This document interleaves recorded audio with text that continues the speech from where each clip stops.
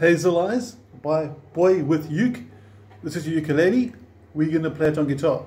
So we're going to make the guitar in the background sound like a ukulele. So this is what it should sound like.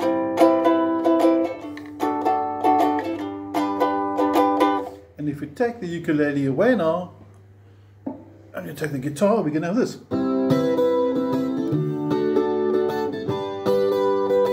And it sounds just as cool. So if you don't have a ukulele but you like the song because it's a good song, please put your capo at fret number 5 as it says on your PDF file. You'll notice that the file actually has 2 rows of chords. We're playing the capo chords in red first, which means the capo must be at fret 5.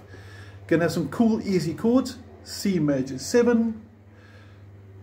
Your ukulele D actually looks like a guitar's A. So we're actually learning some ukulele chords on our guitar now. Your G looks like a guitar's D.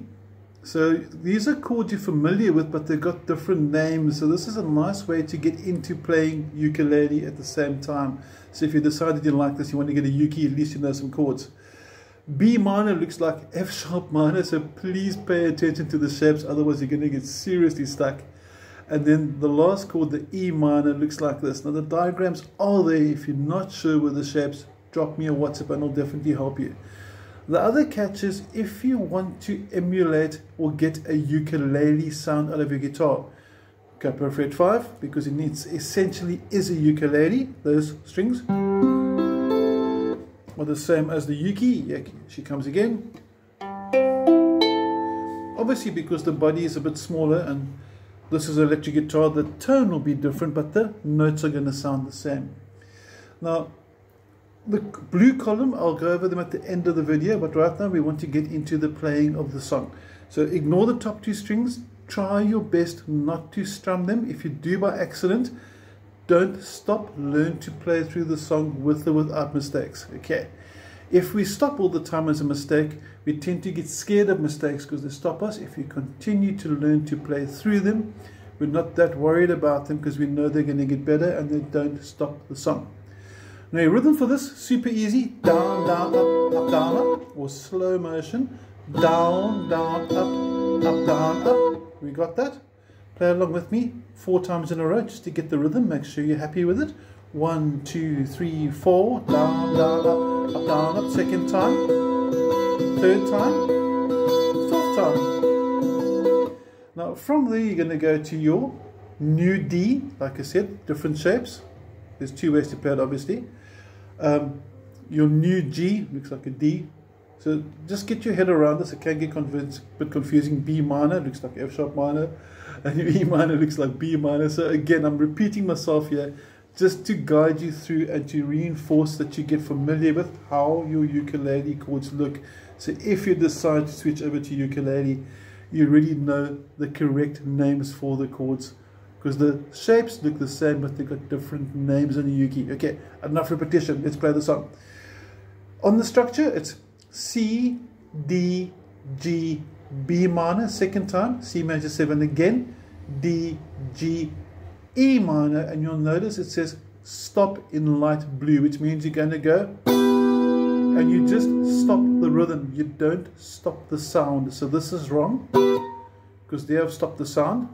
That's wrong. This is what you want. Let the notes ring. If you put it all together and you play through with me, you should have something like this. 1, 2, 3, 4. 2,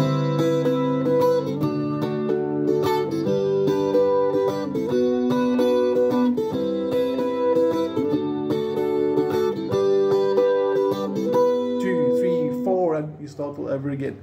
Your rhythm is as simple as that. So the chord shapes for the song, nice and basic, just need to get your head around different shapes for chords that you're familiar with.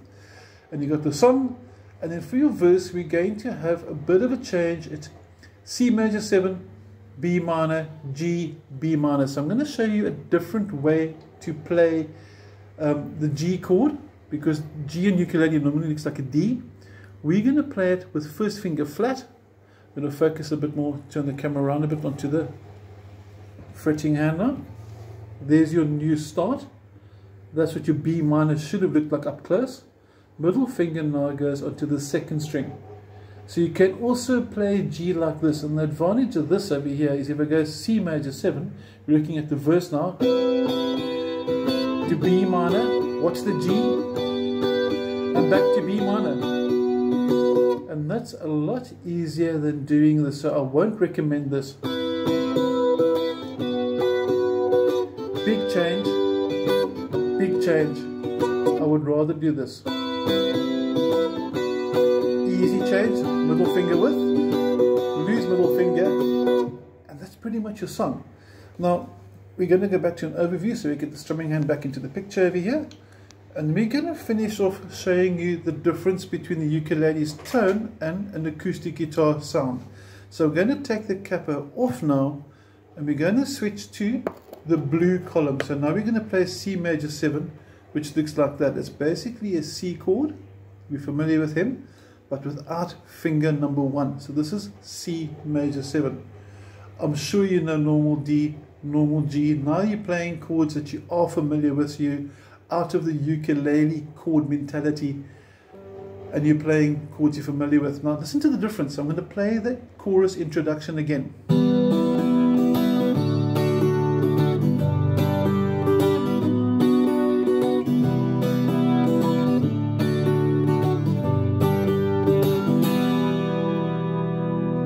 And then, what's the difference over here if you put the capo on?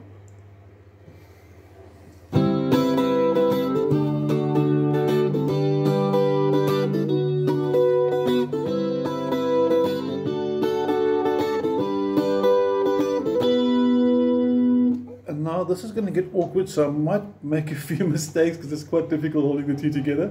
But you can hear that last version of the guitar sounds very close to what the ukulele should sound like.